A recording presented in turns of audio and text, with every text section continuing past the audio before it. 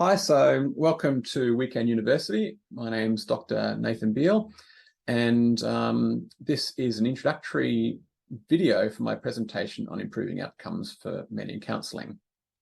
Now, as many therapists would know, working with men, most people do okay with. We get good results. We get equivalent results when we work with men as when therapists work with women.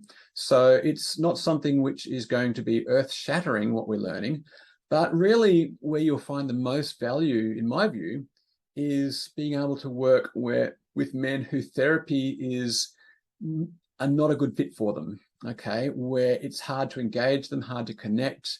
They might be very suspicious about therapy. They may not think it's valid or useful for them. And as therapists, what do we do with that?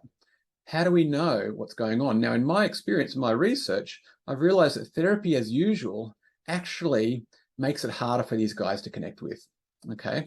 So, and therapy as usual is not thinking about how do we actually fit therapy to male clients and bear in mind their own cultural values and norms. How do we incorporate that?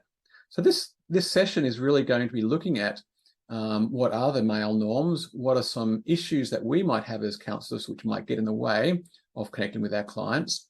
And basically provide some ideas for interventions and strategies on how to connect really well and effectively with males, particularly those males who may be traditionally difficult for therapists to connect with, or who may find therapy a very threatening experience for them.